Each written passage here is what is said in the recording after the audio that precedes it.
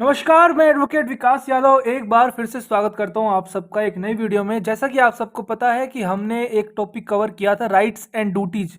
उसमें हमने एपिसोड 7 में राइट्स को कवर कर लिया था, ठीक है। और ये काफ़ी इंपॉर्टेंट टॉपिक है ज्यूरिस्प्रूडेंस का। सीयूटी पीजी एलएलएम में इसका 2021 में क्वेश्चन आया है, 22 में क्वेश्चन आया है, 23 में क्वेश्चन आया है, 2021 में तो इससे 2 क्वेश्चन आए हैं। तो ये काफ़ी इंपॉर्टेंट टॉपिक है, हर साल सीयूटी पीजी एलएलएम में पूछा जा रहा है। तो अगर आप ध्यान से एक बार इसको देख लोगे तो भैया 4 नंबर तो आपके पक्का है, और अगर किस्मत अच्छी हुई तो 2 क्वेश्चन आएंगे तो 8 नंबर पक्का हो जाएंगे। ज्यादा कोई हार्ड टॉपिक भी नहीं है, बड़ा आसान टॉपिक है। गिने चुने सेगमेंट से क्वेश्चन आएंगे, वही हम डिस्कस करेंगे, ठीक है। तो जैसा आपको पता है कि हमने इस क्वेश्चन के रिगार्डिंग जो आपको क्वेश्चन नंबर 3 है, इसके अंदर ये दिया हुआ है, असर्शन दिया हुआ है, duties may be classified into primary and secondary duties. Reason दिया है duties are subject to classification.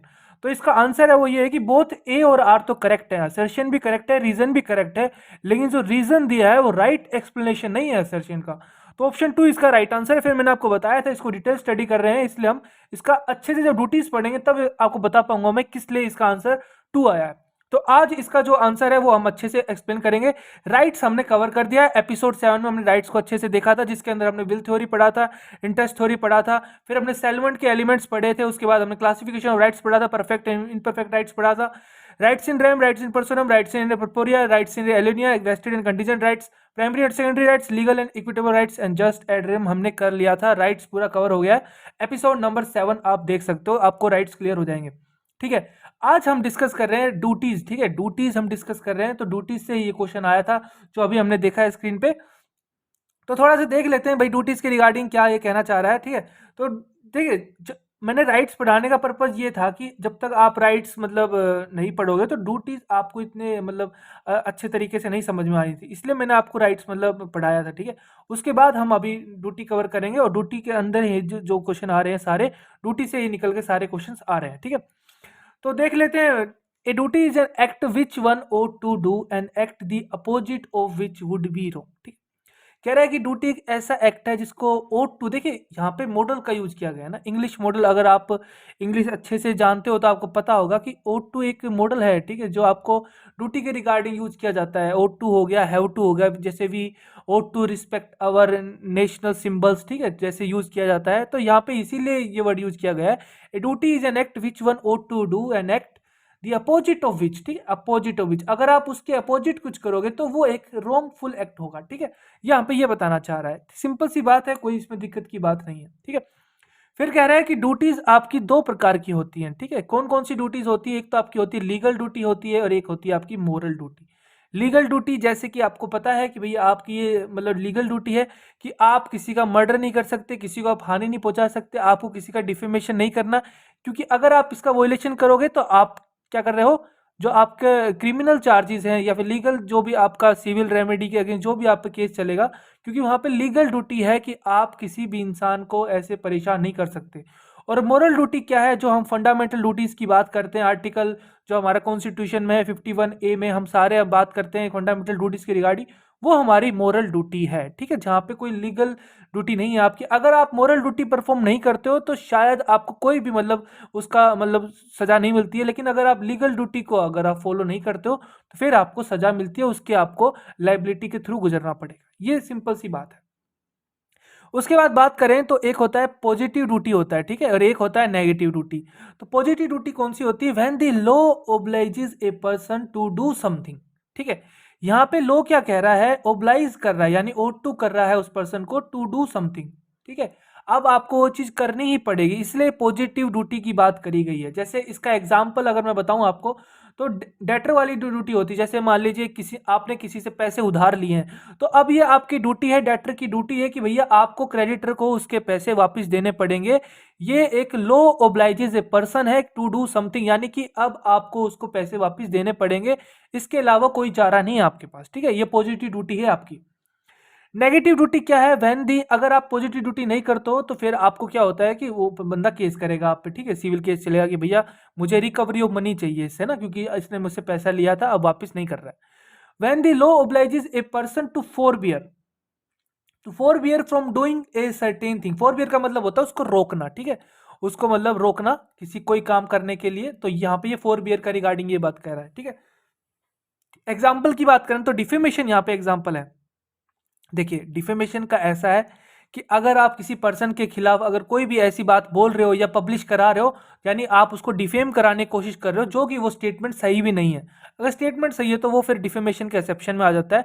लेकिन अगर किसी के बारे में आप झूठी अफवाह फैला रहे हो तो वो फिर आप उसको डिफेम करने की कोशिश कर रहे हो, जो कि एक प्रकार की नेगेटिव ड्यूटी है। यानी आपको ये काम नहीं करना है, क्योंकि ऐसा कानून है, हमारे आईपीसी में भी है आपका, और आपका टोर्ट के अंदर भी है। क्योंकि डिफेमेशन एक आप देखोगे ये एक सिविल केस भी बनता है, इसमें क्रिमिनल केस भी बनता है। तो जो लॉ है वो ये कह रहा है कि भैया आप ऐसा काम मत करो, आपको फोरबिड किया जा रहा है, आपको रोका जा रहा है किसी भी पर्सन को डिफेम करने के लिए from doing a certain thing. ठीक है, तो ये आपकी नेगेटिव ड्यूटी होती है। फिर इसके अंदर देखिए जो बताया, जो हमारा क्वेश्चन था उसके अंदर वर्ड यूज किया गया था, जो ड्यूटीज में classify into primary duties and secondary duties, ये आप सबने देखा था। ठीक है, तो प्राइमरी ड्यूटी क्या होती है?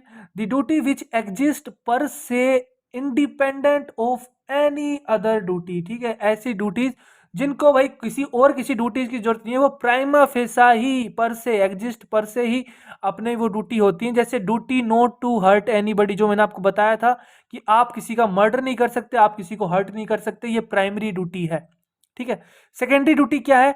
Duty whose purpose is only to enforce, ठीक है, एनफोर्स कराना सम अदर ड्यूटी। इसका सबसे अच्छा एग्जांपल यही है कि जो पहली प्राइमरी ड्यूटी तो यही है कि भैया आप किसी को हर्ट नहीं करोगे, ये आपकी प्राइमरी ड्यूटी, हर्ट नहीं करोगे, किसी को आप मतलब ठेस नहीं पहुंचाओगे, कोई किसी को आप डिफेम नहीं करोगे, किसी का आप कोई भी ऐसा जो उसका राइट है, जो उसका लिबर्टी है, उसको आप वोलेट नहीं करोगे। ठीक है, और इसके बाद जैसे आपको पता है कि भैया आपको जो अथॉरिटी के पास जाना पड़ता है, पुलिस के पास जाना पड़ता है, एफआईआर लिखवानी पड़ती है। अब पुलिस वालों की देखियो सेकेंडरी ड्यूटी बनती है यहाँ पे। ठीक है, अब पुलिस वालों की जो है, पुलिस ऑफिशियल्स की यहाँ पे सेकेंडरी ड्यूटी है, क्योंकि उन्हें भैया अगर वो एफआईआर नहीं लिखते हैं तो कहीं ना कहीं वो सेकेंडरी ड्यूटी को वोलेट कर रहे हैं। इसीलिए यहाँ पे लिखा हुआ है the duty whose purpose is only to enforce some other duty. Some other duty की बात कर रहे हैं यहाँ पे, यानी यहाँ पे प्राइमरी ड्यूटी को एनफोर्स कराने की जो बात होती है उसी को हम सेकेंडरी ड्यूटी कहते हैं। ठीक है, सिंपल सी बात यही है। ठीक है, और किसी ड्यूटी को एनफोर्स कराने की बात कर रहे हैं, वही सेकेंडरी ड्यूटी है। ठीक है, जुरल रिलेशंस की बात करें तो काफी इंपॉर्टेंट कंसेप्ट है, इसी से क्वेश्चन बार बार आपका निकल के आ रहा है जुरल रिलेशन से, तो इसको ध्यान से समझने की कोशिश करना। जो हमारा क्वेश्चन था वो यही था, असर्शन पूछ लिया था उसने, ड्यूटी में भी classified into primary duty and secondary duty. ये अब बिल्कुल स्टेटमेंट सही है, हमने यहाँ पे देख लिया। उसने रीजन क्या दिया था कि इसने रीजन दिया था कि ड्यूटी इज मतलब लाइबल टू क्लासिफिकेशन, कुछ उसने ऐसी स्टेटमेंट दी थी, तो उसका वो रीजन था, वो सही एक्सप्लेनेशन नहीं थी। उसको ये देना था कि प्राइमरी ड्यूटी का मतलब ये होता है, सेकेंडरी ड्यूटी का मतलब ये होता है, इसलिए ड्यूटीज को आप primary duty and secondary duty में क्लासीफाई कर सकते हो। यहां से आपका पूरा ये इन दो पॉइंट से आपका वो क्वेश्चन बन के आया था CUET 2023 में। ठीक है, ये आपका 2023 में क्वेश्चन आया था। तो आप देख रहे हो कि क्वेश्चन अच्छे पूछते हैं जूरिस्प्रूडेंस से, इसीलिए मैं थोड़ा आपको ये अच्छे से करा रहा हूँ। क्योंकि जूरिस्प्रूडेंस और पब्लिक इंटरनेशनल लॉ अगर इन दोनों के अगर हम कैलकुलेट करें, दोनों को ऐड करके देखें तो 8 से 9 क्वेश्चन या 10 क्वेश्चन भी आ सकते हैं। जैसे 2023 में 6 क्वेश्चन आपके पब्लिक इंटरनेशनल लॉ से थे, 4-5 क्वेश्चन आपके जूरिस्प्रूडेंस से थे, तो भैया 9-10 क्वेश्चन 11 क्वेश्चन आ सकते हैं ना। और ये ऐसा सब्जेक्ट है दोनों कि बच्चे अपने जो स्कूल लाइफ होती, कॉलेज लॉ स्कूल लाइफ होती है, कॉलेज लाइफ होती है, उसमें वो नहीं पढ़ते हैं। ठीक है, क्योंकि इसमें इंटरेस्ट नहीं आता है बच्चों को बिल्कुल भी। जूरिस्प्रूडेंस हो गया, PIL हो गया, भैया इनसे तो ये मतलब दूर दूर से हाथ जोड़ते हैं, भैया हमें पसंद नहीं है। ठीक है, और इन्हीं से क्वेश्चंस काफ़ी आते हैं। अगर आप यहाँ भागोगे तो UGC नेट में कैसे बच पाओगे? क्योंकि UGC नेट में अगर इन दोनों का मैं ऐड करूँ आपको तो लगभग लगभग कम से कम बता रहा हूँ मैं, कम से कम आपके 25 से 30 क्वेश्चन 100 में से 25 से 30 क्वेश्चन आपके इन्हीं दो सब्जेक्ट्स में से आते हैं, जूरिस्प्रूडेंस हो गया और पब्लिक इंटरनेशनल हो गया। तो इसीलिए भैया आप इससे भाग नहीं सकते, आपको पढ़ना ही पड़ेगा। तो अच्छा यही है कि अभी अच्छे से डिटेल में पढ़ लेते हैं हम, ताकि हमारा CUT में भी काम आ जाए, और जब हम दिसंबर वाली साइकिल में जब UGC नेट देंगे तो उसमें भी काम आ जाए। Jural relations are those relationships in society, ठीक है, सोसाइटी की बात कर रहा है, which guide the conduct of, conduct किसका? एक मैन का टुवर्ड्स किसके? अनदर मैन के या अदर्स के। तो यही कंडक्ट की रिगार्डिंग बात कर रहा है, थोड़ा सा और डिटेल में इसने बताया है। ठीक है, वेरियस काइंड्स ऑफ जुरल रिलेशंस होते हैं, क्या क्या होते हैं? एक आपका होता है राइट ड्यूटी रिलेशन, ठीक है, और एक आपका होता है लिबर्टी और नो क्लेम रिलेशंस, पावर और liability relations, immunity and disability relation. आप देख रहे हो ये चीजें क्या है? कोरिलेटिव का मतलब ये होता है कि भैया जो चीज साथ की साथ चलती है ना, जो चीज एक के साथ एक फ्री, कई बार आपने ऐड में सुना होगा कि बाय वन, ठीक है, by one get one free, ठीक है। अब कई बार आपने ऐड में देखा होगा ये सब चीजें। तो वही चीजें हैं, अगर जहां पे राइट है किसी का, तो पक्की बात है कि भैया उस राइट को फुलफिल करने के लिए आपके ड्यूटी है दूसरे इंसान की, कि भैया उसका आप राइट वोलेट नहीं कर सकते। तो ये आपकी ड्यूटी है, प्राइमरी ड्यूटी, कि आप उसके राइट को वोलेट नहीं कर सकते। जहां पे किसी आदमी के पास आजादी है, लिबर्टी है, तो वहां पे आप उसके अगेंस्ट कोई क्लेम नहीं मांग सकते, ठीक है। जहां पे किसी आदमी के पास पूरी पावर में है वो आदमी, तो दूसरी जगह पे आप ये देखोगे कि उसको मतलब लाइबिलिटी भी किसी दूसरे इंसान की होगी, ठीक है। अगर कोई पावर में है कोई चीज करने को, तो दूसरे इंसान के पास उसकी लाइबिलिटी है कि भैया उसकी वो जो पावर के अकॉर्डिंग, जो उसके लॉ के अकॉर्डिंग जो उसे बेनिफिट मिला है, उसके लिए आप लाइबल हो, ठीक है। ऐसे ही इम्यूनिटी अगर कहीं पे है, तो वहां पे आपको किसी दूसरे इंसान के पास उसकी डिसेबिलिटी मिलेगी। अगर कोई इम्यून है तो कोई अनइम्यून है, ठीक है। तो ये आपके साथ साथ चलते हैं, इसीलिए इन्हें कोरिलेटिव कहा जाता है।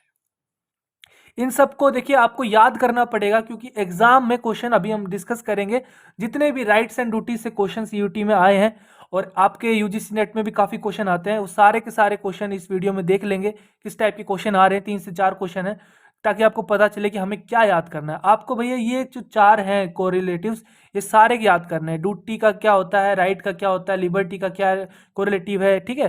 तो इसका एक जुरल अपोजिट भी होता है, जो होफील्ड ने दिया था, वो हम आगे डिस्कस करेंगे। तो दोनों याद करने हैं आपको, कोरिलेटिव भी याद करने हैं और अपोजिट्स भी याद करने हैं।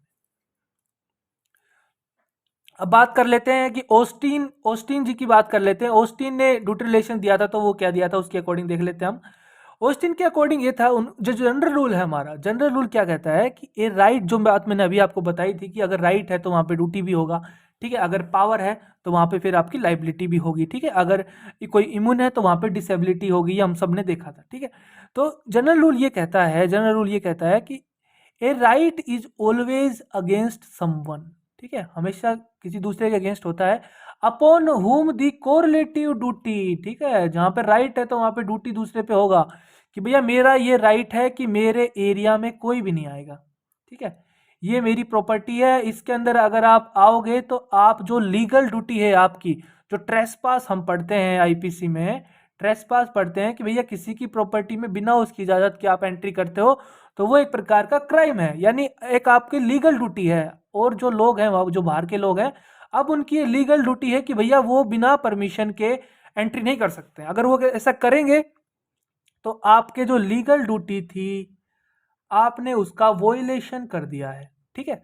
तो इसीलिए कह रहा है कि जहां पे राइट है किसी इंसान का, जहां पे किसी इंसान का राइट है, always against someone upon whom the correlative duty is imposed, in the same way a duty is always towards someone in whom the correlative right is vested, ठीक है।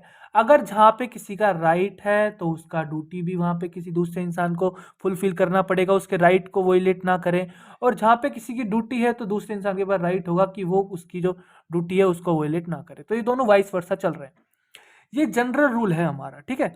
लेकिन जो आपका ऑस्टिन है, ऑस्टिन क्या कहते हैं, there can be a duties, ठीक है, there can be a duties without corresponding rights. ये आपके ऑस्टिन ने कहा है कि जरूरी नहीं है कि जहां पे ड्यूटीज हैं वहां पे आपके राइट का भी कोरिलेटिव होगा। कुछ ड्यूटीज ऐसी हैं जहां पे आपका राइट कोरिलेटिव नहीं होगा। ये आपके ऑस्टिन जी ने कहा था कि कुछ ड्यूटीज ऐसी हैं जहां पे आपका राइट कोरिलेटिव नहीं होगा। उन ड्यूटीज को इन्होंने बोला कि उन ड्यूटीज को मेरे अकॉर्डिंग कहते हैं एब्सोल्यूट ड्यूटीज। एब्सोल्यूट ड्यूटीज की डेफिनेशन क्या है, ड्यूटीज विदाउट, ठीक है, विदाउट कोरस्पॉन्डिंग राइट। ऐसी ड्यूटीज जहां पे कोई भी आपका राइट कोरिलेटिव नहीं है, कोरस्पॉन्डिंग राइट उसके अकॉर्डिंग नहीं है, तो वहां पे आप कह सकते हो कि वो एब्सोल्यूट ड्यूटीज हैं। और रिलेटिव ड्यूटीज कौन सी बताई उन्होंने, duties which are always correlated with, ठीक है, यहाँ पे कोरिलेटेड रहेगी, हमेशा राइट रहेगा उनके साथ।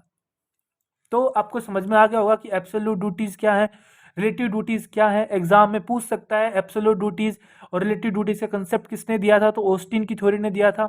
लेकिन जो ऑस्टिन की थ्योरी ये है, काफी जो जूरिस्ट थे, मैंने जूरिस्ट ने इनको क्रिटिसाइज किया है कि ऑस्टिन की ये थ्योरी अच्छी नहीं है, ठीक है, क्योंकि एब्सोल्यूट ड्यूटीज नाम की कोई चीज होती ही नहीं है। अगर किसी के पास कोई ड्यूटी भी है, थोड़ी सी हो भले ही, तो वहां पे कहीं ना कहीं राइट भी उसके साथ आता है, कोरस्पॉन्डिंग राइट भी हमेशा उसके साथ आता है।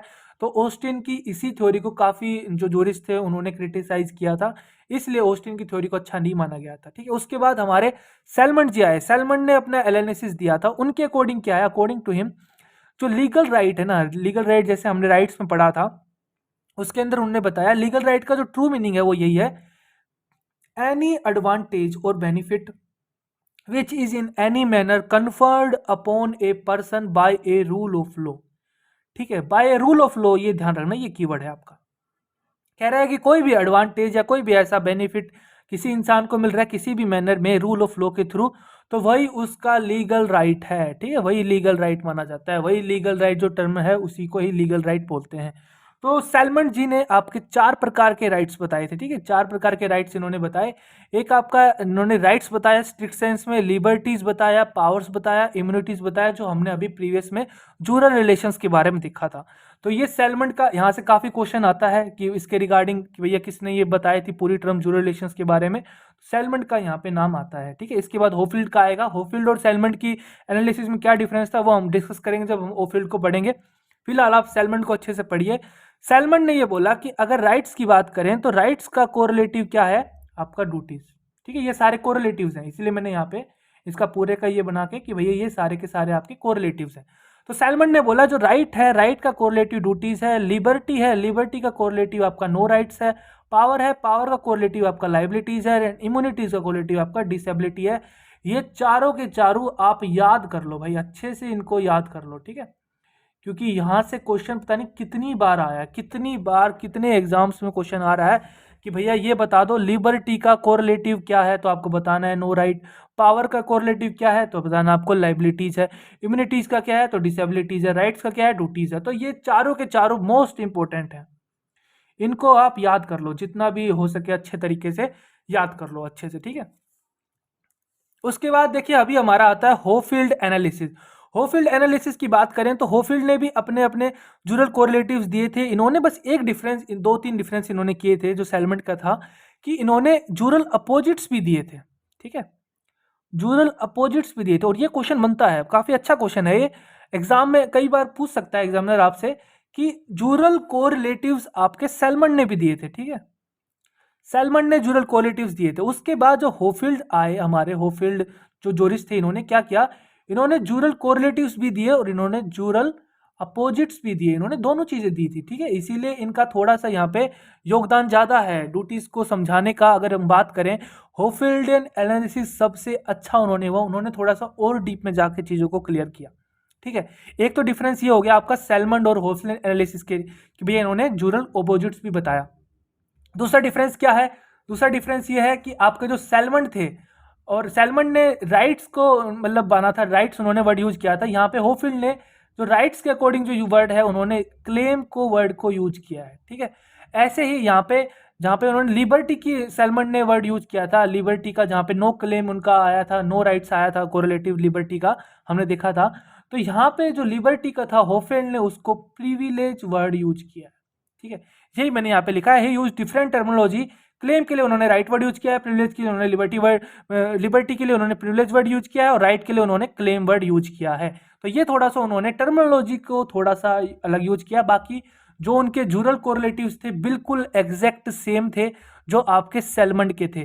सैलमन का यहाँ पे राइट का ड्यूटी था। ठीक है, यहाँ पे लिबर्टी का आपका नो राइट था, और पावर का लाइबिलिटी था, इम्यूनिटी का आपका डिसेबिलिटी था। ठीक है, जो यहाँ पे मैंने लिखा हुआ है। ठीक है, तो ये आपको याद करना है जो हमने सैलमन में याद कर लिए थे। ठीक है, जूरल अपोजिट्स याद करने का तरीका है, देखिए जो क्लेम है और प्रिविलेज है, ये तो आप पता है, जूरल कोरिलेटिव्स याद करिए, जूरल अपोजिट्स याद मत करिए। कैसे याद करना है इसको, क्लेम का ड्यूटी याद आपको हो गया, प्रिविलेज का नो राइट याद हो गया। अब क्या करना है, अपोजिट की बात करेंगे तो क्लेम में प्रिविलेज का जोड़ दो। ठीक है, यानी क्लेम का नो राइट और प्रिविलेज में ड्यूटी जोड़ दो। ऐसे ही पावर के अंदर आपका इम्यूनिटी वाला जोड़ दो, यानी डिसेबिलिटी हो गया, और ऐसे ही इम्यूनिटी के अंदर लाइबिलिटी वाला जोड़ दो, ये हो गया आपका इम्यूनिटी लाइबिलिटी। तो ये ऐसे याद करना है आपको कि जूरल कोरिलेटिव्स याद करने हैं आपको, और जूरल कोरिलेटिव्स याद कर लोगे उसके बाद जो शुरू के दो हैं, शुरू के ये दो हैं, क्लेम है, प्रिविलेजेस है, इन दोनों के आपको इंटरचेंज कर देना है, और जो आखिरी के दो हैं पावर और इम्यूनिटी है, उन दोनों के आपको इंटरचेंज कर देना है। उससे आपका जूरल अपोजिट्स बन के रेडी हो जाएगा। ये तरीका है याद करने का। और ये क्वेश्चन इस वाले जो आप स्लाइड देख रहे हो, इसी से कम से कम पता नहीं यूजीसी नेट में तो अनगिनत बार इन्फिनिटी बार ये क्वेश्चन आपको देखने को मिले हैं कि जूरल कोरिलेटिव्स बता दीजिए या फिर जूरल अपोजिट्स बता दीजिए। होफेल्ड के बारे में बात हो जाती है, सेलमन के बारे में बात हो जाती है, किसने आपका राइट और आपका ड्यूटी के रिगार्डिंग रिलेशन दिया था, कौन से जूरिस्ट ने दिया था। तो ऐसे क्वेश्चन आ रहे हैं। अभी हमने एक क्वेश्चन तो कर लिया जो आपका 2000 किसमें आया था, 2023 में आया था, वो वाला जो असर्शन और रीजन वाला अभी अपन ने किया है 2023 में आया था राइट्स एंड ड्यूटीज के।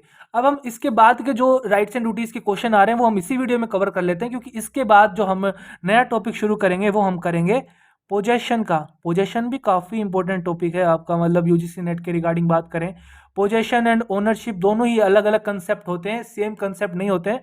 तो इसके बाद अपन पोजीशन एंड ओनरशिप की वीडियो करेंगे और उसके बाद फिर हमारा लास्ट टॉपिक बच जाएगा, यूजीसी नेट के अकॉर्डिंग भी देख लें और अपना सीयूटी के अकॉर्डिंग भी देख लें।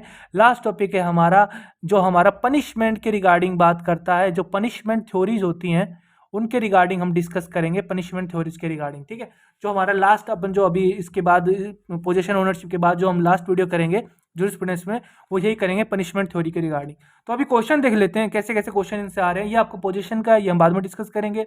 ये आपका मैंने करा ही दिया है बिल्कुल, आपका किसके अंदर से क्वेश्चन आया है, ये आपका स्कूल्स ऑफ जूरिस्प्रूडेंस से क्वेश्चन आया है। ये भी आप अगर मेरा वीडियो देखें, आपने पूरी ये सीरीज देखी है तो बड़ा ही आसान क्वेश्चन है, आपका बच्चे वाला क्वेश्चन है ये। ठीक है, उसके बाद ये आपका पनिशमेंट थ्योरी से क्वेश्चन है, ये हमारा करेंगे। ठीक है, ये आपका देखिए जो मैं आपको बताना चाह रहा था यहाँ पे कि भैया राइट्स एंड ड्यूटी से क्वेश्चन आ रहा है और आप इसको छोड़ोगे, क्योंकि देखिए ये जो सब्जेक्ट है ये हम पढ़ रहे हैं जूरिस्प्रूडेंस 2 पढ़ रहे हैं अपन।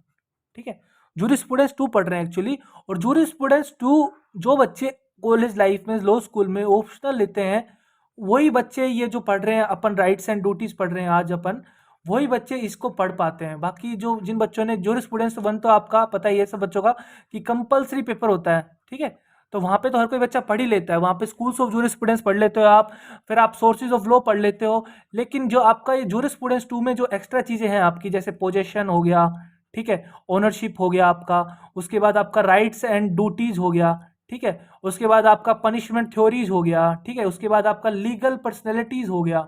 ठीक है, ये कुछ एडिशनल टॉपिक्स हैं जो आपको नहीं पढ़ाए जाते हैं जूरिस्प्रूडेंस 1 में। अगर आप ऑप्शनल लेते हो जूरिस्प्रूडेंस 2 तभी आपको पढ़ाया जाता है। तो ये क्वेश्चन क्या है, जूरल पोजीशन बता दिए। तो भैया राइट्स का जूरल क्या होता है, राइट्स का अपन ने अभी किया है कि राइट्स का जूरल क्या होता है, राइट्स का जूरल ड्यूटी होता है। ठीक है, पावर का क्या होता है, पावर का लाइबिलिटी होता है। ठीक है, प्रिविलेज का क्या होता है, नो राइट होता है। और इम्यूनिटी का क्या होता है, डिसेबिलिटी होता है। तो आप देख लीजिए कौन सा ऑप्शन इसके अंदर करेक्ट है कि ए का आपको 2, ए का 2, ठीक है, बी का 1, बी का 1, सी का 4, सी का 4। तो ये ऑप्शन करेक्ट है इसमें। कितना आसान क्वेश्चन है, अभी जस्ट अपन ने किया है। वीडियो अच्छा लगा है तो वीडियो को लाइक करिए, कोई डाउट है आपका तो कमेंट करके पूछ सकते हैं। खुश रहिए, मुस्कुराते रहिए, देश का ख्याल रखिए। जय हिंद।